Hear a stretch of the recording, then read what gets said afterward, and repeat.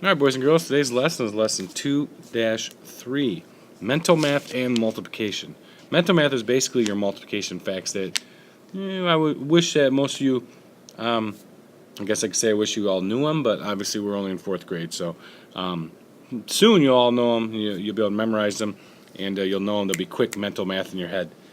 So I want to briefly talk about yesterday when we were pulling the tens out, so you could see multiplication using with tens. So we did, for example, 60 times 20. What we did is we broke it up to 6 times 10, because that's what 60 is. And then for the 20, we did multiply by, don't forget about the times sign, 2 times 10. So now we have our tens out. The tens have been pulled out. A lot of you can look at this number and say, I know what the answer is, but using this method, you might be able to, it might help you pull them out a little bit.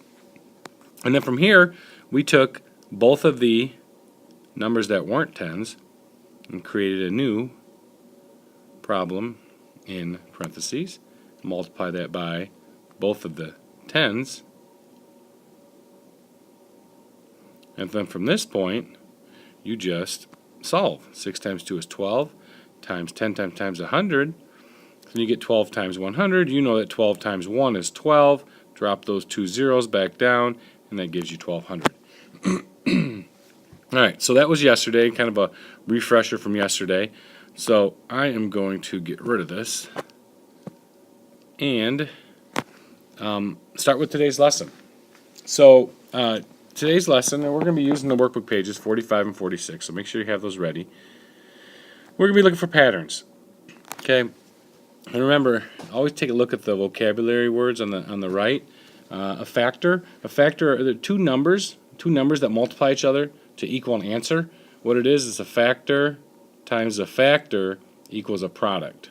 Okay, so your product is your answer when you multiply two numbers, and the two numbers you're multiplying are called factors. That's just a quick refresher there. All right, so it says multiplying greater numbers in your head is easier when you learn patterns of multiplication with tens. Start with column A and look for patterns used to get the expressions in each column. Copy and complete the table. 2 times 3, I mean, it's really simple. In your head, you're like, oh, this is so easy. Why am I doing it? Why am I going to stretch this out? But this will help us down the road when we get bigger numbers. 2 times 3 is the same as 2 times 1 times 3 times 1, because 2 in itself is 2 times 1, 3 in itself is 3 times 1. So 2 times 1 times 3 times 1 is the same as 6 times 1. We're going to pull the 1's out. Once we pull the 1's out, we get left with a 2 times 3, which is 6, and 1 times 1 is 1. The answer is 6. Okay, that one's an easy one. That's why they did it for you. And we're going to try to stretch it a little bit for you. Next one, we have 2 times 30, which is the same as 2 times 1 times 3 times 10, because that's 30. Once again, we're going to pull out our two numbers that aren't 1s or 10s to give us 6, and then we'll take 1 times 10 to give us 10, and we have 6 times 10, which would be 60. Next one, we have 20 times 30, and here we go with what we worked on yesterday, kind of like the parentheses we did. After the parentheses are in, you just pull out the numbers that aren't 10s or 1s, and you multiply them by the two 10s that are multiplied by each other, which is 100. So 6 times 100 is 600. So how are the expressions in column B different from the expressions in column A? Okay, how are B and A different? Okay, I'm not going to make you answer this.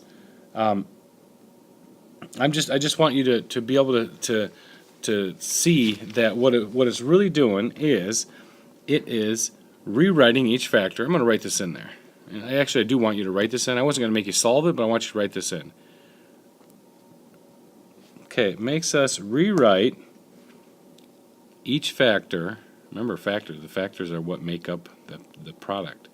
Rewrite each factor as a one-digit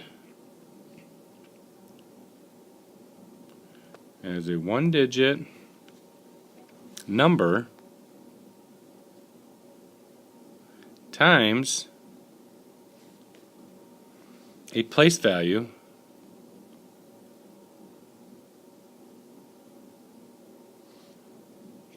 such as 1, 10, or even 100 later on. That just makes it so you can pull it apart. Seeing 6 times 100 is way easier to answer than looking at 20 times 30. 20 times 30, sure, you could probably say, hey, 2 times 3 is 6. Put the 2 zeros back on to give you 600. But some of us may not be able to see it like that. Some of us may be able to look at it like this and say, man, I really like how we worked it out to where I was able to pull all of the numbers out and leave just 110s or hundreds on their own. It makes it easier. It's always easier to multiply numbers by 1, 10s, hundreds, thousands. You basically adding zeros, or when it comes to 1, you're not doing anything. You're just making it the same. All right, so in column C, we see that each expression can be written as a number times a place value. Which of these factors gives more information about the size of the product? Which one of these factors gives more information about the size of a product? Hopefully you realize the factor that is representing the place value. In this case, the 100, okay, or the 10, or the 1. So the factor representing, I would write all this in too. When you come to the small group, I really expect to see it. Representing place value. Only because when you have 6 and you multiply it by a number, another factor, sure, you have to work it out, and you may know it may be an easy one in your head, but when you're working with the place value of the 10 or 100 or 1, that's going to really make your number a lot bigger, and it's going to really represent a good chunk of your number. Okay, number 5. Why is 6 the first digit of the products in column D? Why is 6 the first digit of the column, or of the products in column D? Okay, so why is 6 the first digit? Well, because we know to start at the very beginning that 2 times 3 equals 6. And because 2 times 3 equals 6, when we extend it to 30 and hundreds, the 6 is always going to be the first digit. And then the next one's going to be 6 with the 1 0, then 2 zeros. If we continue on, it's going to be 6 with 3 zeros. Why are there different numbers of zeros in the products in column D? Okay, why are there different numbers of zeros? Well, because we're extending it each time. Okay, we started by the place value of 1, and then we went to 10, and then we went to 100. Each time you go up a place value, you're going to add a 0. So hopefully you're able to understand this. It really is an extension from what we did yesterday, and this is really a way to dig really, really deep in multiplication, and hopefully open your eyes to see more about multiplication. When I teach this stuff, this is my first year teaching it, so if you're watching this video down the road, it might not be my first year, but yeah, it's still, when I look at this kind of math, I'm like, well, okay, wow, it seems like it's a lot of work, but it will be very helpful if you have any issues down the road. So I want you to go to the next page, and I want you to work on 7, 8, 9, and 10 on your own. Right at your computer or right at your iPad. So I want you to pause it, work them out, and then we're going to come together and go over them. All right. So they did the first one for you. That's why there's no number next to it. 6 times 3 is 6 times 1 times 3 times 1. Remember, we're taking 6 and making it 6 times 1 and multiply it by 3 and making it 3 times 1. So if I grab the original digit, we get 18. And we're only multiplying by 1 because that's the place value, so it gives us 18. The next one, we extended a little bit. We took 3 and moved up to 30. So nothing really changes other than it's 3 times 10 now. And then we take 6 times 3, which is 18, and we multiply by 10, which is 180. Okay? Hopefully you see the trend here. Here we're adding another 0 on the 6 now. We're making it a 2-digit by 2-digit number. So our 6 is now multiplied by 10, and our 3 is multiplied by 10 again.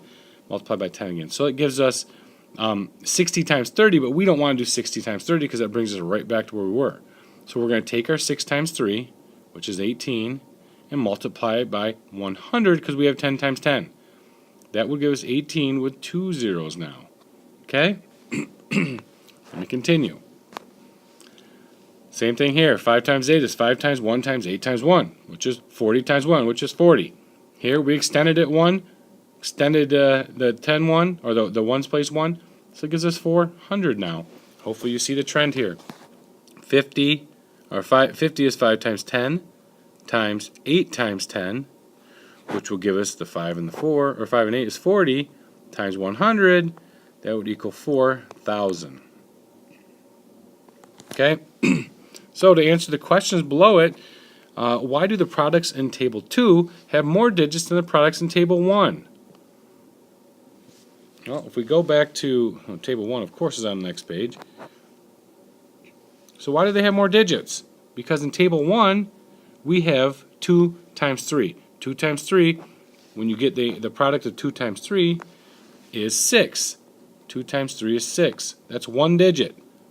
When you do 6 times 3, it gives you 18. That's 2 digits. So naturally, that's why there are more digits in Table 2 than in 3, and then in 1.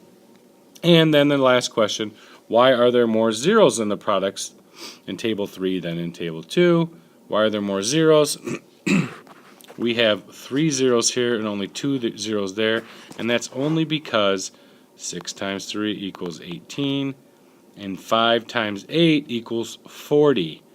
Any number times 5 will, every other multiple of 5 is a 0. So 5 times 8 is 40, and you already have a 0 there, so you're kind of gaining a 0 off of your product. So we're going to extend this more in a small group, but hopefully you're starting to really understand why we're digging this apart. If you're not, that's okay. We'll work on it more in small group.